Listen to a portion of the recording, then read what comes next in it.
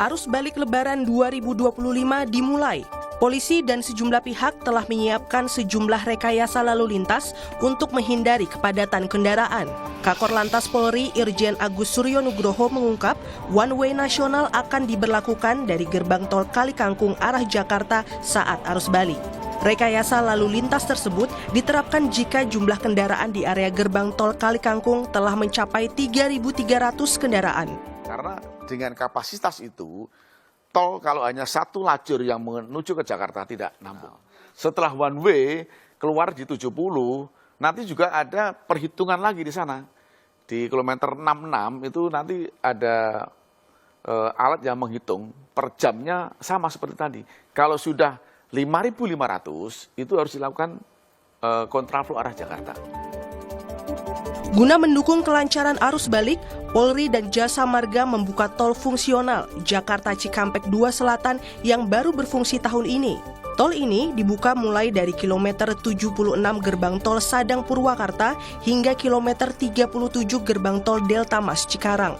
2 hari belakangan, Polri dan Jasa Marga menguji coba aspek keselamatan hingga penerangan tol fungsional Japek 2 Selatan. Bukan uji coba yang pertama, itu kita menggunakan pengemudi yang memang belum pernah melintasi ruas tersebut, ya, untuk memastikan bahwa aspek keselamatan, kemudian aspek perambuan itu tidak membingungkan dari masyarakat nanti apabila dialihkan dari tol Sadang sampai dengan keluar di daerah Delta Mas itu cukup baik dan hasil uji coba itu juga terlaksana dengan baik. Menteri Koordinator Pembangunan Infrastruktur dan Pembangunan Kewilayahan Agus Harimurti Yudhoyono memprediksi arus balik Lebaran terjadi pada 6 hingga 7 April mendatang. Ia memastikan persiapan arus balik berjalan lancar. Seluruh jajaran, seluruh bagian, termasuk Kementerian Perhubungan yang berada dalam koordinasi Kementerian Infrastruktur, Kementerian BU yang mempersiapkan infrastrukturnya, dan termasuk tentunya kerjasama kami dengan Korlantas dan semua stakeholders untuk meyakinkan arus balik juga berjalan dengan baik. Per 1 April 2025, data Kementerian Perhubungan menunjukkan lebih dari 1,9 juta unit kendaraan telah keluar dari Jakarta via jalan tol. Berdasarkan hal ini, polisi dan sejumlah pihak terkait perlu mengantisipasi pergerakan kendaraan saat arus balik Lebaran agar tidak terjadi kemacetan ekstrim. Tim Liputan Kompas TV. Waktunya kami bahas lebih dalam terkait persiapan arus balik Lebaran bersama Kepala Korps Lalu Lintas Mabes Polri Irjen Agus Suryo Nugroho. Pak Agus, selamat malam Pak. Selamat malam. Terima kasih sebelumnya sudah mau bergabung bersama kami. Di tengah aktivitas Anda memantau sejumlah titik pantauan arus mudik dan arus balik Lebaran kali ini. Tapi lebih lengkap soal diskusi kita kali ini akan kita bahas setelah kita dengarkan dulu kumandang azan maghrib untuk wilayah DKI Jakarta dan sekitarnya. Kami akan lanjutkan lagi sebentar lagi. Selamat menunaikan ibadah sholat maghrib untuk Anda umat muslim di wilayah DKI Jakarta dan sekitarnya. Kami masih akan memulai diskusi bersama dengan Kepala Korps Lalu Lintas Polri Irjen Agus Suryo Nugroho. Pak Agus masih bersama saya ya Pak? Oke. Membaca dinamika yang berlangsung di beberapa titik dan hasil analisis dari teman-teman Korlantas, persisnya kapan sebetulnya arus balik Lebaran sudah terjadi dan kapan puncaknya bakal berlangsung Pak?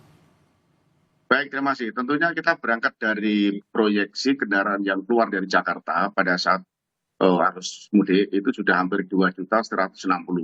Maka dari itu, Korlantas Polri mempertimbangkan skenario daripada cara bertindak, dan Bapak Kapolri juga mengingatkan bahwa operasi ini adalah operasi kemanusiaan, jadi yang paling terpenting adalah aman dan keselamatan.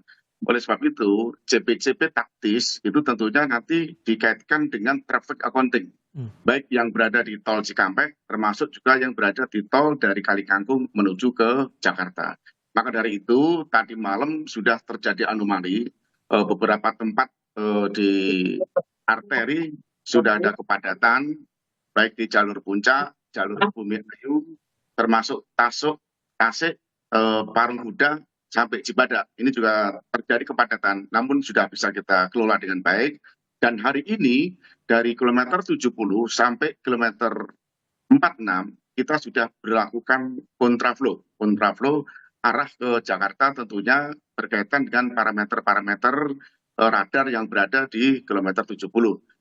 Dan pukul 16.15 tadi sore, kita sudah melakukan kontraflow arah balik, arus balik dari kilometer 188 sampai kilometer 70 karena sudah ada bangkitan arus yang tentunya harus kita kelola dan harus kita alirkan cepat ke arah Jakarta.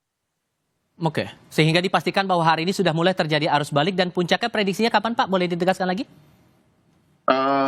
Ketika kita melihat proyeksi kendaraan yang keluar dari Jakarta dan kita menanti arus balik, diperkirakan nanti tanggal 5, 6, 7 itu puncak. Namun demikian, Korlantas dengan stakeholder, dengan kementerian dan lembaga termasuk Jasa Marga, nanti flat out untuk arus balik, one way nasional arus balik itu nanti pada tanggal 6 hari Minggu. Itu diperkirakan puncak arus baliknya. Oke, karena ada pandangan juga bahwa arus balik ini polanya bakal berbeda dengan arus mudik. Polanya bakal bergelombang pada tanggal-tanggal tertentu.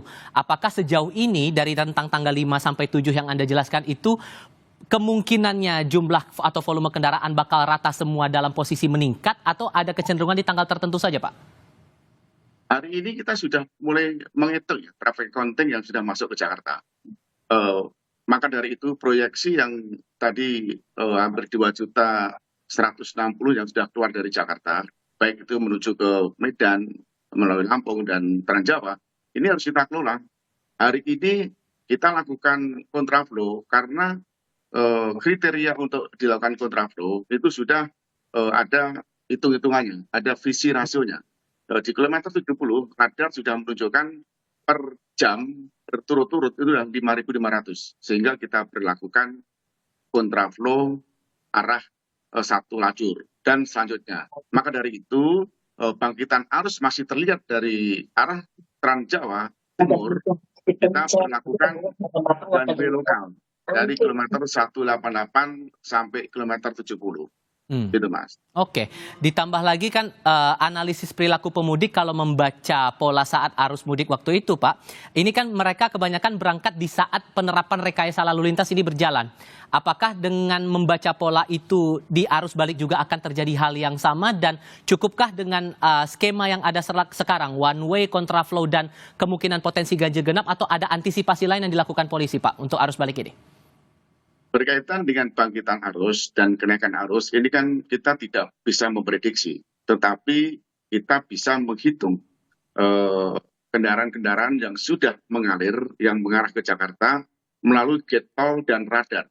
Maka dari itu, kapan akan dilakukan kontraflow, kapan akan dilakukan one way, tentunya peningkatan itulah yang harus kita lakukan rekayasa, baik itu kontraflow dan one way.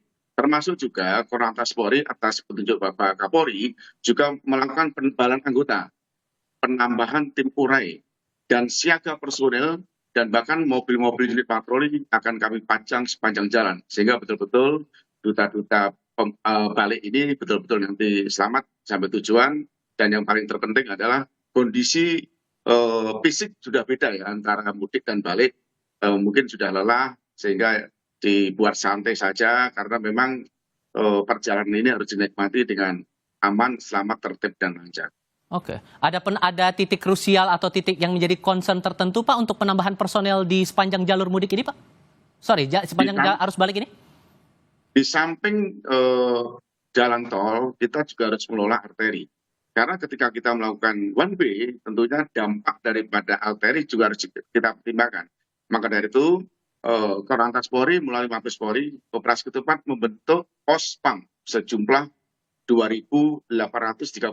Yang pos-pos PAM inilah yang berada di titik-titik krusial, baik itu black spot, triple spot, termasuk juga tanjakan turunan yang biasanya ini selalu dijaga oleh petugas. Maka dari itu, perintah Bapak Kapolri diperintahkan untuk mempertebal dan bahkan personel yang tidak terlibat dalam operasi dilibatkan untuk mempertebal agar betul-betul di sepanjang jalan itu ada petugas-petugas yang melayani duta-duta balik ini. Ditambah lagi dari pihak Jasa Marga juga menambah atau mengoperasikan jalur fungsional ya Pak, terutama untuk jalur tol Jakarta Cikampek 2 Selatan yang bakal beroperasi sewaktu-waktu bila terjadi kepadatan lalu lintas. Untuk concern di jalur fungsional sendiri Pak, sejauh mana dari Korlantas mencermati itu Pak?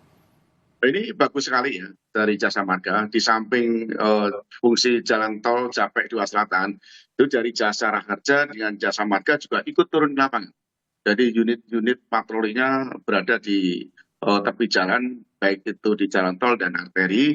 Kalau Capek 2 Selatan ini sudah diuji coba. Kemarin malam kita uji coba, terus tadi siang kita uji coba. Ini cukup bisa memecah arus yang tadinya arah balik dari Bandung ke Jakarta itu biasanya melalui Cikampek kilometer 66B itu crossing dengan arah perjalanan yang dari Transjawa. Sekarang di kilometer 76 di Cipularang itu sudah dikeluarkan melalui exit Sadang. Jadi exit Sadang itu nanti masuk ke tol fungsional yang ini tidak membayar sepanjang 32 kilometer dari Sadang sampai ke Cibatu, sampai Meikarta, dan nanti langsung keluar di kilometer 34. Yang tahun lalu ini belum dilaksanakan. Baru tahun ini dilakukan, sehingga bangkitan arus yang dari Transjawa dan yang dari Bandung crossingnya itu nanti bisa kita pecah. Sehingga bangkitan arus yang ada di Cikampek ini bisa kita kelola dengan baik, sehingga kemungkinan volume kendaraan yang dari kilometer 70 ini akan berkurang ketika melintasi 66 sampai menuju ke arah Jakarta. Untuk pengamanan di jalur fungsional sendiri bagaimana Pak? Mengingat ini kan penerangan dan juga rambunya tidak sama seperti jalur tol existing yang biasa dilewati oleh para pengguna jalan. Apakah ada concern khusus penempatan dari petugas keamanan akan ditempatkan dalam radius berapa kilometer begitu? Maka dari itu kemarin malam Korlantas Polri Jasa Marga melakukan uji coba pada malam hari. Bagaimana berkaitan dengan perlambuan, bagaimana dengan kondisi jalan, bagaimana dengan penerangan jalan, dan jalannya masih berdebu. Ini sebagai evaluasi. Terus tadi siang kita uji coba lagi pada siang hari. Kebetulan agak padat ya pada jam-jam 14 tadi. Siang kita lakukan uji coba. Tentunya masyarakat juga kita untuk menggunakan jalur ini. Karena memang ini jalan tol yang belum selesai tetapi sudah difungsikan. Maka dari itu perhatian khusus dari pihak kepolisian, Jasa Marga ini akan dipertebal di arah sana. Oleh sebab itu tadi saya sampaikan bahwa di samping mempertebal di tempat-tempat jalan tol, termasuk juga jalan fungsional ini kita pertebal anggota. Termasuk juga kendaraan-kendaraan patroli, agar supaya nanti yang melintasi merasa aman dan apabila ada sesuatu bisa komunikasi dengan anggota. Termasuk juga pospam yang berada di jalan fungsional ini juga sudah diadakan. Selain jalur Japek 2 Selatan ini, setelah dikoordinasikan dengan teman-teman Jasa Marga, jalur mana lagi Pak untuk jalur tol fungsional yang kemungkinan bakal bisa digunakan oleh para pemudik untuk arus balik kali ini? Kalau yang di arah Jakarta itu baru yang Japek 2 Selatan. Kalau daerah Solo, Jogja itu juga ada, dari Klaten hingga Taman Martani Jogja itu juga digunakan arus mudik dan arus balik. Kalau yang di Jawa Timur, yang dari Bojonegoro, Banyuwangi barangkali sudah tidak signifikan, ya. Tetapi yang paling konsen adalah bagaimana kita bisa memecah arus yang dari Transjawa antara Bandung yang crossing di kilometer 66. Ini kita kelola. Maka dari itu, di samping itu juga perintah Bapak Kapolri agar mempertebal tempat-tempat yang di mana di situ ada dobrak, ada bottleneck, termasuk juga di gate-gate tol itu kita jaga bersama.